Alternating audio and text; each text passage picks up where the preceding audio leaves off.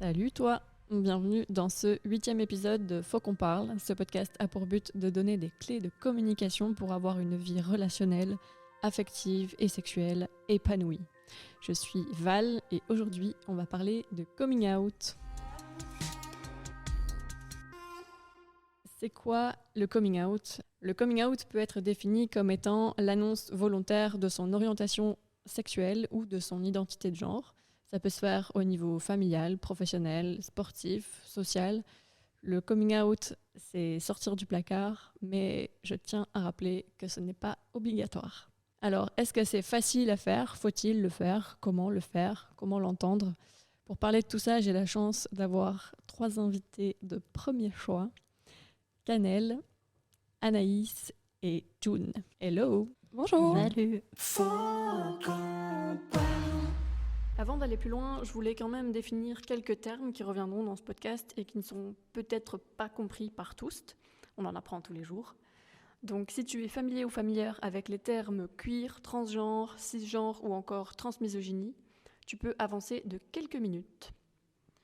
Queer, ça désigne les personnes qui ne se reconnaissent pas dans la norme hétérosexuelle et ou cisgenre. Cisgenre, justement, ce sont les personnes dont l'identité de genre correspond au genre qui leur a été assigné à la naissance. Du coup, la transidentité, c'est l'inverse, donc c'est le fait d'avoir une identité de genre différente du genre attribué à la naissance. Donc on dit de cette personne qu'elle est transgenre. Et la transmisogynie, c'est l'intersection entre la transphobie et la misogynie. C'est donc une forme de rejet ou de haine envers les femmes trans ou les personnes transféminines. Est-ce que vous pourriez nous expliquer pourquoi vous êtes là aujourd'hui pour échanger autour du coming out et quelle est votre expérience par rapport au coming out ? Donc moi je m'appelle Canel, je suis ici pour partager mon expérience de coming out queer qui s'est bien passée. June ? Oui, moi je m'appelle June et je suis ici pour raconter mon expérience de coming out trans qui ne s'est pas particulièrement bien passée. Anaïs ? Donc moi c'est Anaïs et je viens ici pour parler de mon coming out lesbien qui s'est bien passé auprès de personnes à qui je l'ai fait. Comment est-ce que tu as annoncé ton coming out et à qui tu l'as fait en premier ? Vraiment, je dirais le coming out que j'ai fait comme je l'entends, enfin coming out ça fait très sérieux et où vraiment c'est une discussion, voilà, entre guillemets cadrée. Ça c'était vraiment à mon papa, mais avant je l'ai dit à mon frère, ma sœur et enfin... Je ne l'ai pas vraiment ressenti comme un coming out, c'était plus une discussion. J'ai dit, voilà. Donc moi, j'ai fait un coming out par rapport à ma sexualité, donc, où je suis donc pansexuelle. J'ai dit à mon frère, ma sœur, c'était même pas... je sais pas comment dire, c'est passé tout seul, quoi. Et j'avais pas peur du tout de leur en parler. Mais donc, mon coming out, donc, je l'ai fait à mon papa. Donc moi, je suis une personne racisée, donc mon papa est blanc, ma maman est noire. Je trouve que ça a une incidence sur, fatalement... sa sexualité, ma sexualité du coup. Pour mon papa, ce qui s'est passé, j'y ai pensé longtemps. Mes parents ont déjà fait des remarques homophobes tranquillement, voilà. Et moi je trouvais ça drôle dans le sens où c'est pas drôle, c'est pas drôle du tout. Mais je trouvais ça drôle parce que à table, mon frère, ma sœur connaissaient très bien ma sexualité et mon père était là à faire ses remarques, donc voilà, ça me faisait un peu rire. J'ai pensé à le dire, moi c'était plus dans une démarche de nouer un lien avec mon papa parce que avec mes parents je suis proche sans être proche, c'est-à-dire qu'on est proche, on sait qu'on s'aime, mais il y a vraiment ce gros silence où on ne se dit pas de sentiments, etc. Et donc pour moi exprimer ma sexualité, comment je me sens dans ma sexualité, c'était une manière de me rapprocher de lui aussi, parce que c'est des sujets dont on ne parle pas en fait dans ma famille. Donc un jour, c'était il y a je pense un peu plus d'1 an, je me suis dit ok, c'est bon, je suis prête, je vais lui dire, je vais lui annoncer. Pour moi, donc c'est très difficile de m'exprimer, je pense, sur mes sentiments en général. Donc ce que j'ai fait pour m'aider, c'est que j'ai écrit une lettre. Et je me suis dit que j'allais la lire, comme ça tout était bien cadré, j'avais juste à lire la lettre et puis c'était bon. Donc j'ai écrit ma lettre, j'ai vu un ami ce jour-là qui m'a encouragée, qui m'a supportée. Et puis donc après je suis rentrée et j'étais là ok, il faut que j'y aille directement. Donc dès que je suis rentrée, j'ai même pas dit bonjour, directement j'ai dit ok papa, faut que je te parle. Donc on a été au salon, il était en train de faire la cuisine, donc on va au salon. J'ai lu ma lettre où je lui ai expliqué que j'étais pansexuelle et aussi, j'ai dû expliquer parce que la pansexualité pour lui, il savait pas ce que c'était, quoi. Donc j'ai expliqué, etc. Et j'ai commencé à pleurer, fatalement. Et mon père aussi a commencé à pleurer. Donc ça, c'était très fort parce que je le vois pas jamais pleurer. Donc voilà, et puis je suis émue. Et puis il m'a fait un câlin et il m'a dit que je faisais ce que je voulais et que personne n'avait à me dire qui j'avais à aimer ou pas, etc. Donc il m'a vraiment soutenue, il a pleuré, il m'a dit qu'il était fier de moi. Et voilà, donc ça c'était avec mon papa, donc ça s'est vraiment très bien passé. Et ça nous a rapprochés, et l'air de rien, ça a quand même aidé à dialoguer, mais sur plein d'autres sujets du coup. Donc maintenant, déjà, il fait plus de remarques homophobes. Et ça, c'est bien. Par rapport à ma maman, on a une relation, on est moins proches, donc j'estime pas, ressens pas le besoin de lui faire vraiment ce coming out. C'est plus si je suis en couple, si je suis pas dans une relation hétérosexuelle, je lui présenterai à la personne avec qui je suis, et puis voilà, quoi. Mais c'est vrai que le fait qu'elle soit très religieuse, elle a été élevée en Côte d'Ivoire, donc ça joue aussi, je pense, sur le fait que j'ai pas envie de la prendre entre quatre yeux. Oui, voilà, et j'ai pas envie qu'elle me pose 200 000 questions. Donc c'est plus, je vais lui amener, je vais dire voilà. et donc voilà. Et justement, tu penses pas qu'il y ait besoin, de par tous ces facteurs-là, une communication plus actée, entre guillemets? Non, quand je vois notre relation, pas vraiment. Je ressens pas le besoin, et je pense pas que moi, elle m'a toujours dit, en soi, j'aime qui je voulais, mais je pense pas qu'elle s'imagine que je puisse aimer quelqu'un du même genre, du même sexe que moi. Enfin, pour elle, c'est même pas une idée, quoi.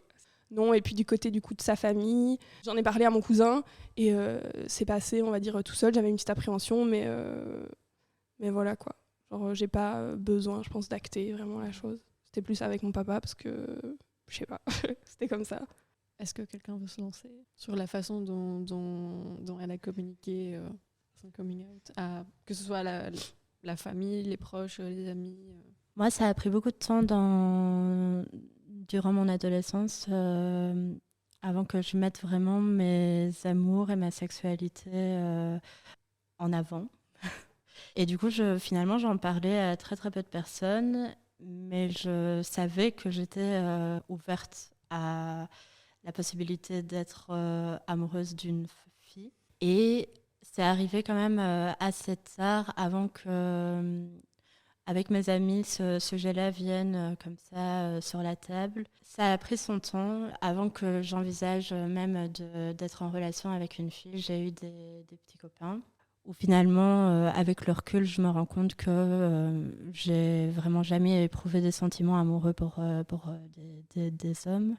Des garçons. Mais j'étais toujours très claire, en tout cas auprès de mes amis, sur le fait que c'était possible que je tombe amoureuse d'une fille. J'ai pas eu l'occasion de faire un coming out auprès de ma maman. J'ai grandi dans une famille monoparentale, et ma maman est décédée quand j'avais 17 ans. Et en fait, par la suite, quand on en a discuté avec ma grande sœur, elle m'a dit que ma maman se doutait très bien que j'étais lesbienne, et que c'était vraiment pas du tout un souci pour elle. Et ça m'a fait beaucoup de bien d'avoir cette conversation-là avec ma sœur, parce que ça m'a rendue plus sereine par rapport par la suite dans mon parcours.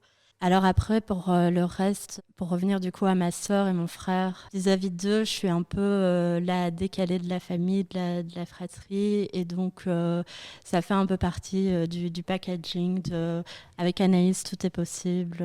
Et il y a 4 ans, je suis restée pendant 2 ans en couple avec une fille. C'était ma première relation, et en fait ça a été vraiment l'introduction assez facile de juste, voilà, je vous présente la personne avec qui je suis, et effectivement, c'est une fille. Et ça a été très, très bien reçu par mon entourage. J'ai vraiment la chance d'avoir un entourage qui est hyper sensible à ce genre de questions, et hyper déconstruit. C'est des espaces hyper sécurisants où j'ai jamais eu à me confronter comme ça à de la violence.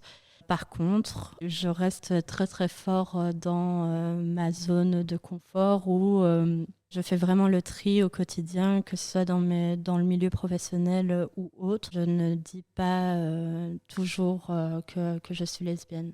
C'est toujours un petit peu délicat parce que je me questionne souvent pourquoi est-ce que j'invisibilise une partie finalement de moi. Et aussi, c'est vrai que du coup, je projette quelque chose chez les autres où je leur donne des traits qu'ils peut-être n'ont pas. Et qu'est-ce qui t'a poussé à en parler avec tes proches qui te poussent pas à en parler à d'autres personnes C'est parce que c'est aussi moi, une Anaïs qui a une sexualité, une vie amoureuse, et que forcément, c'est quelque chose qui fait partie de notre vie à tous. Parfois, je me sentais peut-être un petit peu en décalage dans les conversations, et du coup, il y avait un petit peu... Je m'étais presque dite que voilà, j'étais pas forcément intéressée par ces choses-là. Et là, j'avais juste envie d'investir cet endroit-là, quoi, de dire les choses. Et c'est vraiment, c'est cool de partager le positif avec son entourage. Et même ensuite de pouvoir échanger là-dessus, ou juste comme une conversation de j'ai besoin de conseils, j'ai le cœur brisé. Par contre, j'ai pas vraiment un entourage qui est dans la communauté de lesbiennes. Je sens que parfois je manque un petit peu de représentation. C'est moi actuellement dans mon cercle qui prend cette place-là je parle d'une sexualité différente que mes potes qui sont du coup pour la plupart hétéros ou bisexuels. Il y a une place à prendre, je l'ai prise. June, est-ce que toi, t'en as parlé à tes amis, ta famille, au travail et comment est-ce que tes proches ont réagi? Par rapport aux histoires qu'il y a eu avant, je pense qu'il y a la petite différence que là, moi, c'est pas un coming out d'orientation sexuelle, mais du coup, en effet, d'identité de genre. Moi, j'ai pas vraiment eu le choix de faire un coming out. Je suis une meuf trans qui est dans une démarche de transition médicale, hormonale, et du coup, il y a forcément des effets et des choses qui font que visuellement, ça change et que dans le monde dans lequel on vit actuellement, ça pose des questions et forcément, j'ai un peu anticipé ça. Et moi, étrangement, j'ai commencé par faire mon coming out au travail parce que je suis coiffeuse et en fait, pour moi, toute la journée, être mégenrée, c'est pas quelque chose que je pouvais concevoir. Et au début, ça s'était bien passé, j'avais cru. Et il y avait une notion de respect, etc., qui était, entre guillemets, entreprise, ou en tout cas d'ouverture et de tolérance, qui pour moi n'est pas forcément un mot positif, parce qu'en fait, pour moi, la tolérance, c'est pas l'acceptation. Et je pense que le gros problème du coming out, c'est que les gens pensent être tolérants, mais n'acceptent que très rarement. Si je devais résumer un peu mon coming out, c'est ça. Je pense que j'ai été confronté à beaucoup de déceptions dans toutes les sphères, parce que sous couvert de me tolérer, il y a eu une majorité de non-acceptation en fait, de la chose, et un isolement social de mes sphères familiales, professionnelles et amicales qui a été assez vicieux, qui ne s'est pas présenté tout de suite sous couvert de fausses ouvertures. C'est pour ça que je suis là pour en parler, parce que je pense qu'il y a beaucoup de personnes trans qui vivent ça aussi. J'ai commencé par le travail, ensuite j'étais en relation avec quelqu'un à l'époque et du coup qui m'a quand même pas mal épaulé à ce moment-là. Donc je pense que ça c'était genre le coming out le plus stressant à faire pour moi presque, parce que dans l'intimité, etc., c'est quand même compliqué. Ça change beaucoup de choses. Et c'est un des points positifs de mes coming out qui s'est bien passé. Après, amicalement, j'étais pas particulièrement dans la communauté queer, etc. J'étais pas forcément incluse là-dedans. Et du coup, pareil, j'avais pas de représentation, en fait. J'ai eu plusieurs années de questionnement sans arriver à me projeter parce que j'avais aucune représentation, quoi. Des meufs trans lesbiennes, ça court pas les rues quand on n'est pas dans ce cercle-là. Et du coup, ça semble inaccessible et on pense que c'est pas possible. Et les amis autour de soi se rendent pas forcément compte vu qu'on n'aborde pas ces questions-là, ou alors que de très loin. Et souvent un peu, comme Canel disait tout à l'heure, on entend des remarques homophobes, transphobes, etc., qui sont intégrées, internalisées, normalisées, et du coup qui, moi, m'ont conditionné à ne pas m'out alors que j'ai conscience de ça depuis mes 14 ans et que j'ai fait mon coming out à 27 ans, quoi. Et du coup, le coming out a été fait via les réseaux sociaux pour la sphère amicale, pour pas avoir à subir ça en vrai, en fait. Parce que moi, je suis arrivé à Bruxelles avec le confinement et en fait, ça m'a permis d'avoir déjà une scission avec ma bulle sociale et de me permettre de m'outer, en fait, et d'accepter tout ça. J'ai eu un peu la chance de ne pas être obligé de subir le groupe d'amis que j'avais avant en direct et devoir me détacher de l'image qu'ils avaient en projection sur moi. Et donc ça a un peu aidé, mais ce qui a quand même mis une grosse distance entre nous de manière générale et qui fait que je rentre plus chez moi en fait. Parce que du coup, c'est trop d'appréhension au vu des réactions que j'ai pu avoir, des silences que j'ai pu avoir aussi, qui pour moi sont presque plus dures que certaines violences, parce que l'indifférence face à quelqu'un qui fait un coming out trans, qui débute sa transition, où il faut être honnête, si on parle matériellement des personnes trans, on a une chute de classe, on a une précarité qui s'installe pour toutes les raisons qui existent dues à nos transitions. Ne pas avoir ce soutien-là, en fait, dans ce silence, c'est une des pires choses, quoi. J'aurais préféré avoir des confrontations, en fait, peut-être, que des silences longs et pesants qui se font depuis 1 an et demi, quoi. Et familial, pareil, de la déception encore, où j'ai mis beaucoup plus de temps à m'outer à ma famille comme je les vois pas, et que j'ai une toute petite famille, j'ai plus que ma maman et ma sœur. Ma mère a pas capté, quoi, elle a pas accepté sur le moment. Enfin, à l'annonce, oui, et il a suffi d'une nuit pour qu'elle réalise et qu'elle se dise que c'était pas possible et que non, quoi. Comment est-ce que tu lui as dit ? Moi, j'ai utilisé un truc complètement... j'ai un rapport assez particulier avec ma famille et je suis très dans la confrontation. Et il n'y a pas de... Comme on disait tout à l'heure, moi, il n'y a pas de vraie écoute et de vrai échange, en tout cas avec ma mère. J'ai mon père qui a décédé il y a 2 ans. C'était encore pire. Je crois que j'aurais même pas fait de coming out auprès de lui. Ça ne serait même pas passé, je sais pas comment. Si j'essayais d'aborder un truc un peu émotionnel et une vraie confession, ça n'aurait pas marché. Et du coup, j'ai utilisé un truc de peur. En fait, j'ai voulu lui faire peur. Ma mère, par exemple, focus sur le fait que moi et ma sœur, on ait des enfants. Ce qui est actuellement compliqué pour X raisons, mais ça l'est. Et j'ai joué sur ce truc-là, en fait, pour essayer de technique d'approche. Je lui ai dit, écoute, moi, je vais pas pouvoir avoir d'enfant. Et elle comprenait pas. Et elle m'a dit, mais c'est ta santé. Et j'ai dit, oui, en fait, c'est ma santé. Et elle m'a dit, mais c'est hormonal. Et je dis, oui, c'est hormonal. Elle m'a dit, mais t'as fait des tests, ça va pas? Et je dis, si, tout va bien. Et j'avais ma bouteille de gel d'oestrogène juste sur la table en face qu'elle n'avait pas vue. Et j'ai dit, ouais, en fait, je prends des hormones. Et elle m'a dit, et elle m'a regardé, elle a fait, d'accord. Et là, elle a un peu compris. Et j'ai utilisé ça comme approche parce que je me suis dit, au moins le premier truc, c'est qu'elle va se dire, ok, il y a un enjeu de santé là-dedans. J'étais déjà dans une démarche d'avoir quelque chose de profond et pas qu'elle nie le truc. Bon, elle l'a nié quand même finalement. Du coup, ouais, ça s'est passé comme ça. Et là où moi je l'ai le plus mal vécu en fait dans tout ça, c'était pas ma mère, c'était ma sœur, avec qui j'étais très très proche, où on avait une relation vraiment d'échange, de partage assez incroyable, et qui fait partie de la communauté queer, entre guillemets, par un collectif dans la ville où elle vit, où elle organise des événements, etc. Ça reste une personne cis hétéro. Elle était instruite sur ces questions-là, et en fait, le fait qu'elle soit très engagée là-dedans, je pensais qu'elle allait avoir une oreille, une écoute, et en fait, je m'attendais pas du tout à ce que ça soit pris comme ça, et que j'ai cette fameuse transmisogynie de beaucoup de milieux queer qui blâment les meufs trans pour des trucs horribles comme quoi nous renforcerions les stéréotypes de genre, etc., etc. Et en fait, je me suis retrouvé face à devoir justifier de mon identité, alors que clairement, je pensais avoir quelqu'un en face de moi qui était le plus à l'écoute et le plus instruit.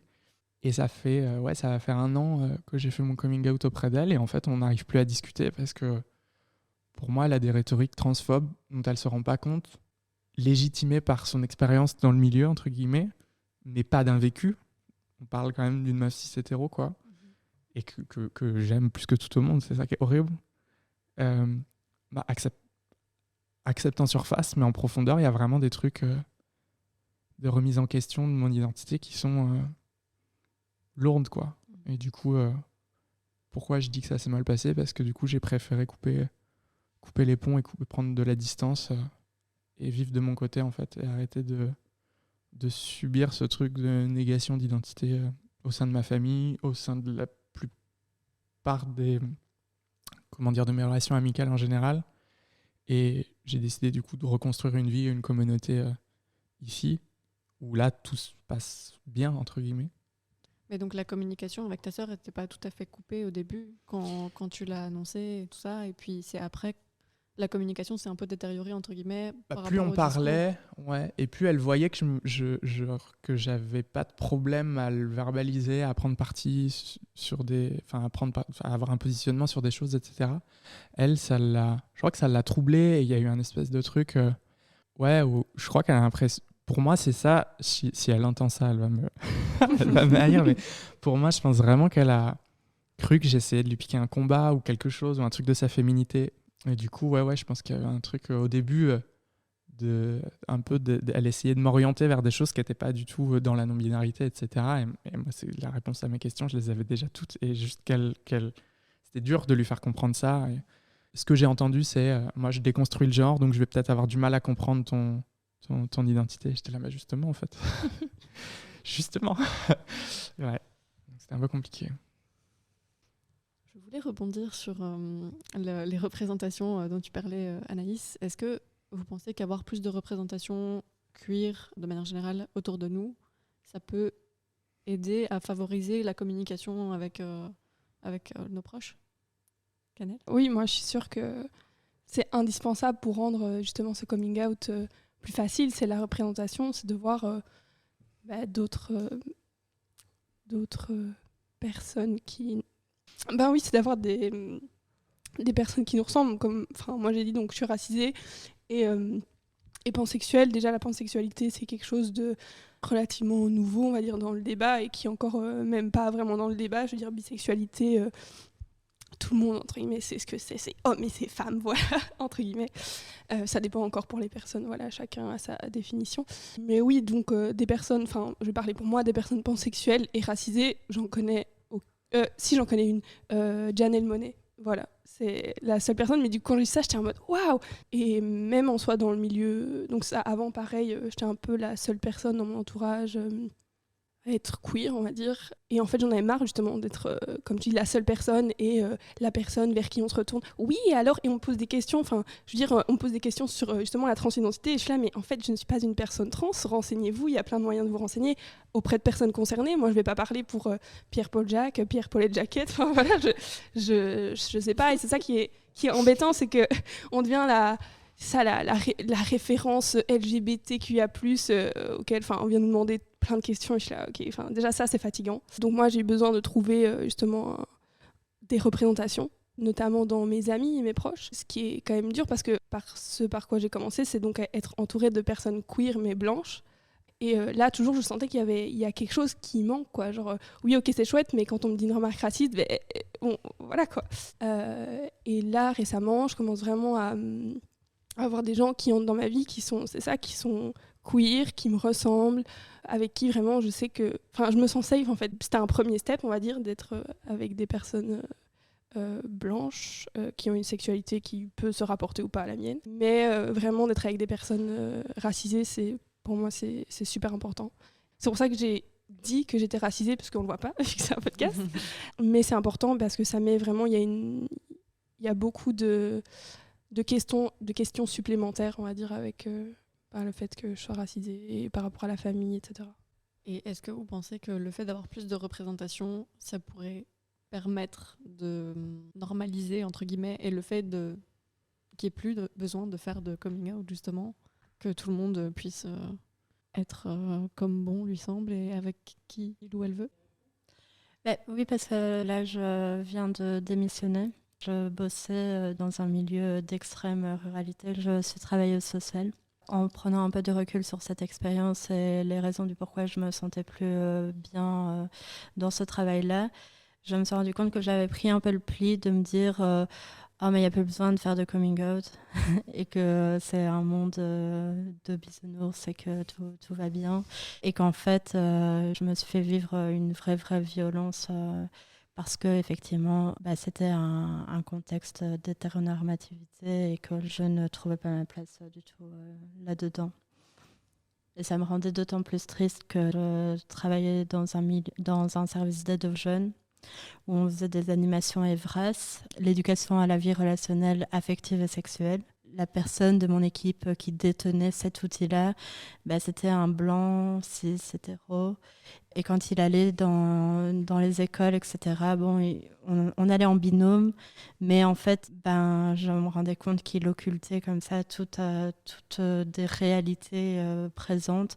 Et vraiment, ça m'a beaucoup attristée et beaucoup frustrée dans mon travail et dans comment les choses, elles évoluent. Et de pouvoir aussi me rendre compte qu'il y a encore des dynamiques qui sont encore différentes entre Bruxelles et ce qui se passe dans la province, etc.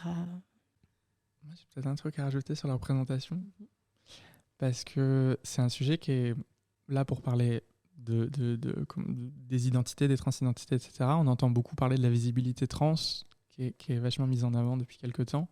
Mais elle est dangereuse, cette représentation aussi, parce que c'est clairement la réappropriation d'identité de genre. On utilise beaucoup les personnes trans pour le visuel, pour essayer en fait, on utilise clairement nos corps pour marketer des choses, des grandes marques qui essayent de se racheter un positionnement en utilisant clairement la communauté LGBTQIA+, queer, etc., en token, en disant « Regardez, on en met dans nos campagnes ».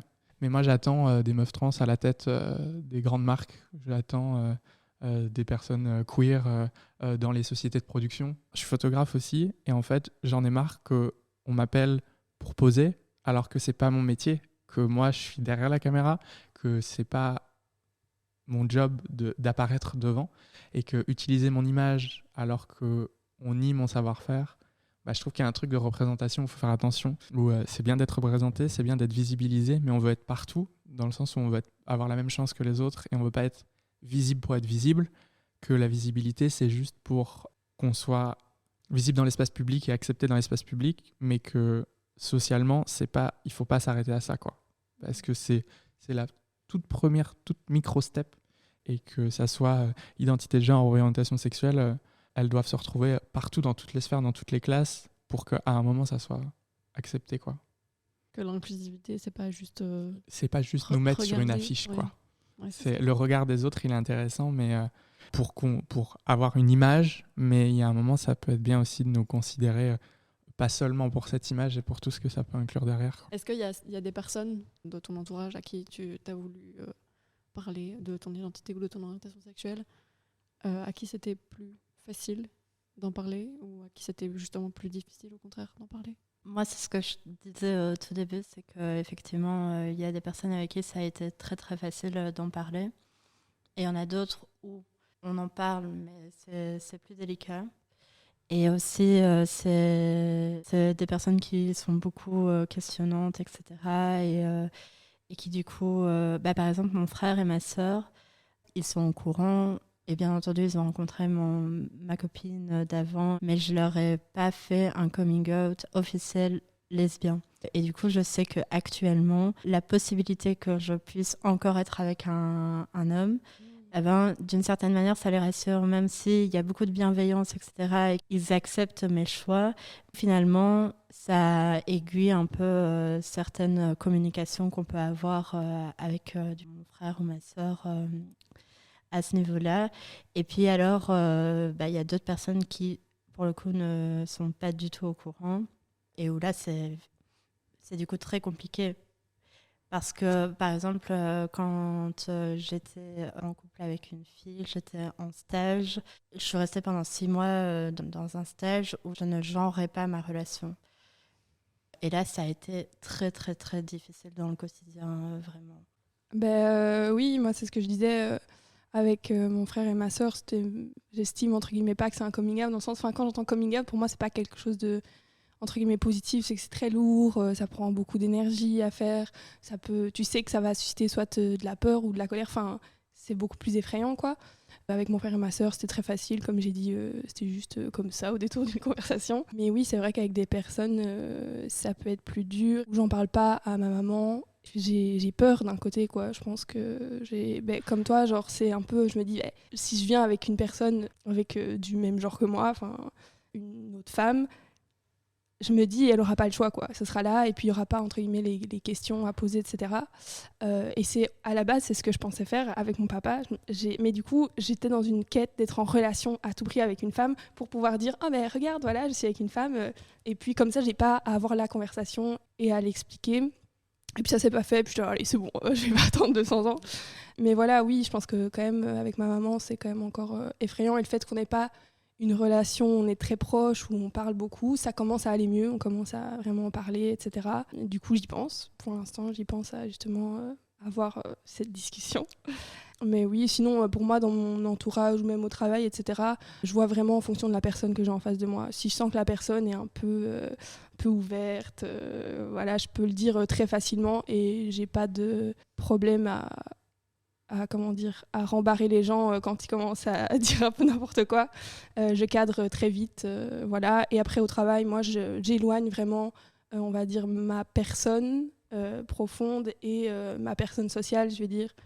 Ils pensent que je suis hétéro et tout, enfin, je les laisse penser, je m'en fous, quoi. Je sens vraiment directement à qui je peux en parler et ça passera tout seul. Et les personnes avec qui ça passera pas, et j'ai pas envie de partir dans un débat où en fait je vais m'énerver pour rien. Mais c'est pas de la peur, c'est plus de la fatigue. Voilà, j'ai pas envie d'expliquer. Surtout comme je disais, la pansexualité, c'est faut expliquer quoi. Très souvent, oui, en fait c'est ça. Enfin, d'ailleurs, j'ai pas expliqué, mais du coup, pour moi, en tout cas, c'est vraiment le fait d'être attiré par des personnes, que ce soit pour moi sexuellement ou romantiquement, sans apporter de l'importance ni au genre ni à la sexualité. Je veux dire, oui, ni à la sexualité. Enfin, je veux dire, la personne m'attire, voilà. Et puis ça se fait naturellement. Est-ce que je peux rebondir sur ce que Canel disait ? C'est peut-être quelque chose qui amène le fait que souvent je vais peut-être pas dire aux gens que je suis lesbienne. C'est vraiment le fait de ne pas avoir envie de prendre ce rôle pédagogique dans ce moment-là. Et qu'en fait, effectivement, c'est ultra fatigant. Et on dirait que les deux sont forcément ensemble et liés. Mais moi, j'aimerais bien que ça se dissocie et qu'on n'est pas obligé après d'avoir une parole d'expertise là-dessus et de devoir s'engager auprès de l'autre. Je suis 100% d'accord. Et je pense qu'il faut enlever le poids de la pédagogie aux personnes concernées. Il faut arrêter aussi de faire attention aux cis hétérofragiles, parce que c'est vraiment un truc qui est à prendre en compte.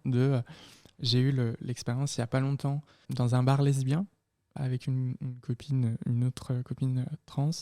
On s'est fait mégenrer et verbalement agressé avec de la transphobie internalisée. La personne ne conçoit pas que nous adresser la parole comme des hommes et nous poser des questions, etc. C'est extrêmement déplacé. On est venu nous voir après en nous disant que nous, on avait été méchantes. Parce que moi, maintenant, je refuse le dialogue. Ce truc de pédagogie, j'ai une exigence je n'ai pas envie et je ne le fais pas. Et c'est pas je coupe la conversation, c'est je verbalise que je ne le ferai pas, en fait. Si tu ne sais pas comment t'adresser à moi, il y a énormément de problèmes, c'est pas à moi de les gérer. Et je remarque que la fragilité des personnes, là, pour moi, des personnes cis en face, j'ai détruit leur monde. Face à ça, mais que ça soit un coming out lesbien X, en fait, c'est leur problème. Restez dans votre fragilité. Nous, on subit déjà tellement de choses que vous n'allez pas nous rajouter une culpabilité de vous n'êtes pas capable d'expliquer, etc. Moi, je suis intransigeante avec ça. En fait, c'est hyper libérateur parce que de clarifier ça, la personne n'a plus aucune emprise sur nos identités, sur nos orientations sexuelles, etc. En fait, juste arriver, verbaliser et avoir une question derrière et dire écoute, je ne vais pas t'en parler en fait. Instruis-toi. Et si la personne continue, c'est ton problème. Et garder ce positionnement un peu politique de je n'ai pas de pédagogie à faire, ça a quand même fait cogiter un petit peu tous ces cis hétérofragiles. Je pense qu'on a Instagram, on a les réseaux pour un truc facile d'accès. On s'emmerde déjà honnêtement assez à faire des zones de ressources accessibles aux personnes cis, quoi. Donc clairement, là pour les personnes trans, c'est bon, tu tapes trans sur Instagram, t'inquiète, il y a 20 comptes qui vont sortir, faits par des gens incroyables et qui vont expliquer ça beaucoup mieux que la meuf que tu vas faire chier dans un bar, quoi. Clairement. Et si ça te plaît pas qu'elle te réponde pas, dégage. Comment réagir à l'annonce d'un coming out ? Je ne sais pas si quelqu'un vous a déjà fait un coming out ou vous a déjà parlé de ces questionnements, etc. Et comment réceptionner justement cette information Pour moi, c'est très simple. C'est juste justement, comme tu disais, pas la tolérance, mais l'acceptation. Enfin, je veux dire, la tolérance, je trouve que c'est ça. Pour moi, c'est quelque chose de très violent. Après, bon, je peux concevoir qu'on n'accepte pas directement. Je peux le concevoir, que ça puisse être compliqué. Mais en tout cas, dans l'écoute de la personne, je pense que c'est important aussi de ne pas remettre sa parole en question. La personne vient de dire je pense que je suis lesbienne. Il n'y a pas à lui dire tu es sûre que tu n'es pas bi. Non, juste on écoute la personne. La personne te dit je suis lesbienne, je me sens. Peu importe le coming out qu'elle fait, respecter ce qu'elle dit, pas le remettre en question. L'écoute, la bienveillance et l'amour. Enfin, moi, ce que je dis, c'est que je remercie la personne de m'avoir fait assez confiance que pour me l'avoir dit, parce que sachant ce que c'est, je sais que ça peut être difficile, donc je remercie la personne. Si elle veut me poser des questions, si elle veut échanger là-dessus, je lui pose la question, est-ce que tu veux plus en parler, est-ce que tu veux aller plus loin ou pas, et puis après, c'est à la personne de voir aussi, mais oui, c'est ça, vraiment dans l'écoute, la bienveillance et l'amour. Voilà, c'est très cliché, mais c'est vraiment ça. L'amour, la bienveillance, l'écoute. Et ça, sur un long terme, je pense que c'est bien aussi de le rappeler, qu'un coming out, c'est le début de quelque chose qui sort, et c'est pas juste sur le moment où on fait des papouilles dans le dos, on dit oui, c'est faire attention à la personne et comment elle vit son changement social, entre guillemets. Je pense que ça, c'est important de le rappeler. Faire savoir qu'on soutient la personne, peu importe. De manière inconditionnelle. Ouais, de manière inconditionnelle. Et que oui, c'est ça, qu'on est prêt aussi à défendre la personne s'il faut. La posture d'allié pourrait être bien à remettre en question, je pense. Ouais, mais il y a un podcast à faire, je suis sûr. Sur la posture d'allié, ça serait clairement un truc à aborder. Qu'est-ce qui se passe si on n'a pas cette discussion avec nos proches ? Je sais pas, ça dépend. Je pense que c'est vraiment par rapport à nous-mêmes, comment on se sent. Il y a des personnes qui font pas de coming out. Et c'est tout à fait OK. Il y a des personnes qui ont besoin de le faire à certaines personnes et pas à d'autres. Je pense que ça dépend vraiment des situations et de comment on se sent. En fait, ce qui est important, je pense, c'est de se poser avec nous-mêmes et de vraiment se dire OK, est-ce que je le dis pas parce que j'ai peur, ou est-ce que j'en ressens vraiment pas le besoin, parce que ça peut être ça aussi. Je pense qu'il faut s'écouter pour savoir si on veut faire ou on veut pas, si on en a besoin ou si on n'en a pas besoin. Et il y a peut-être une notion aussi de se protéger qui est important, je pense, se protéger et de pas, dans tous les sens du terme, c'est-à-dire ne pas faire de coming out, ou s'il n'y a pas de possibilité de garder ça, de pas culpabiliser, de couper les liens en fait. Que ce stéréotype, ce schéma de les liens du sang par exemple sont un truc vraiment inconditionnel, etc. Je pense qu'il faut le faire sauter en fait. Parce qu'on peut se mettre dans des états et culpabiliser de choses dont clairement on n'a pas la main mise dessus. Et encore une fois, on ne choisit pas sa famille. Je pense que si on peut se protéger sans faire de coming out, faites-le. Mais si ça peut être un autre type de coming out que de couper les liens pour juste être tout court.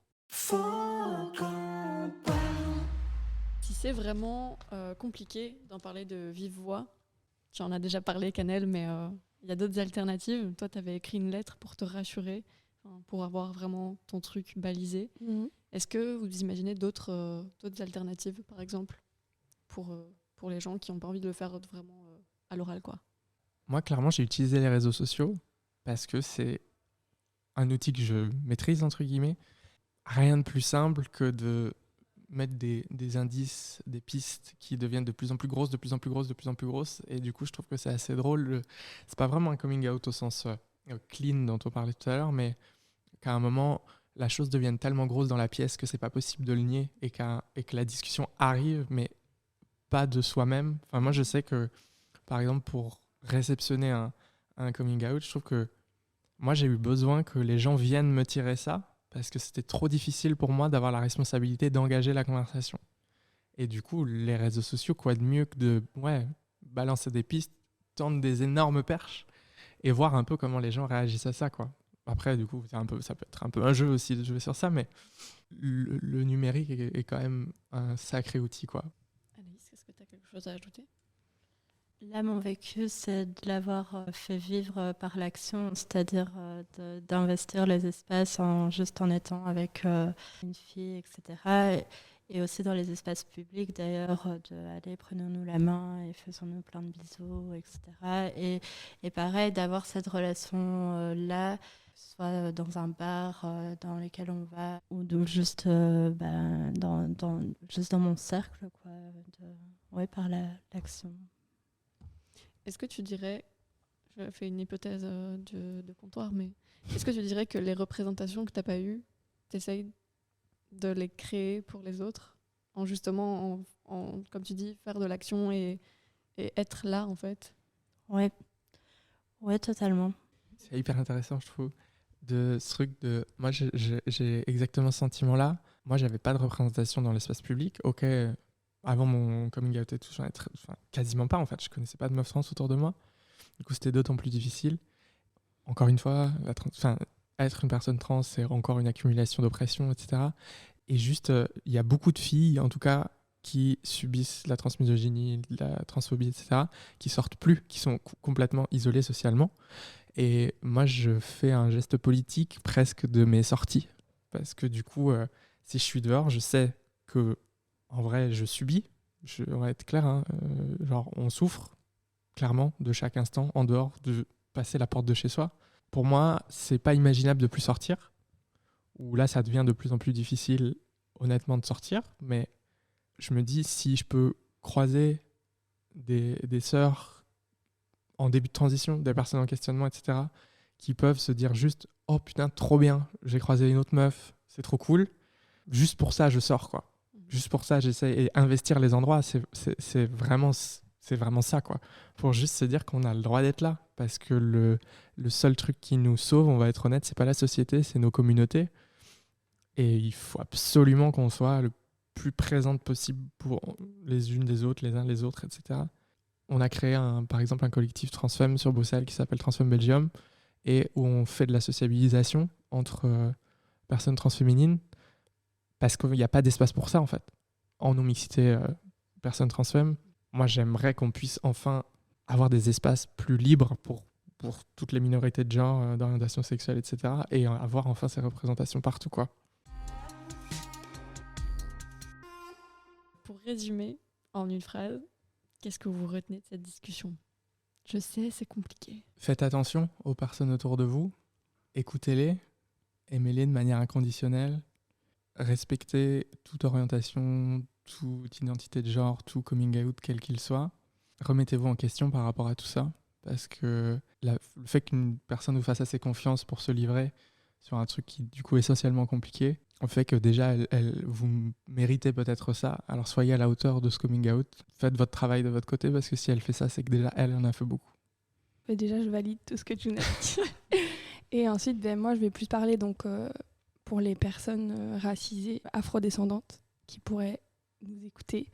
Je pense que c'est important de dire que le fait de faire partie de la communauté LGBTQIA+, ce n'est pas quelque chose seulement pour les personnes blanches, que vous avez le droit de vivre en accord avec qui vous êtes, tout simplement. Moi, du coup, là je ne l'ai pas dit, mais je fais partie d'un collectif qui s'appelle Fat Sabbath, sur Bruxelles aussi, qui est un collectif vraiment pour personnes racisées, queer. Et c'est là où j'ai vraiment trouvé, pour la première fois, un endroit où j'avais de la représentation et beaucoup de représentation. Et je trouve que ça fait du bien d'avoir des représentations aussi plus vieilles, plus âgées. Plus vieilles.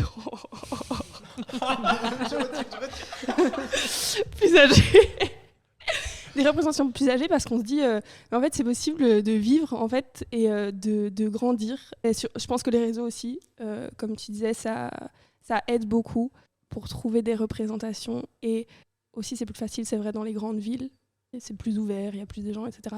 Je pense que c'est important d'arriver à s'aimer quand on sort de la norme. Et je pense que ça, justement, c'est un acte politique fort que de sortir et de dire, voilà, je suis comme ça. Et ça fait peur, et c'est normal, parce qu'on se prend de la violence, beaucoup.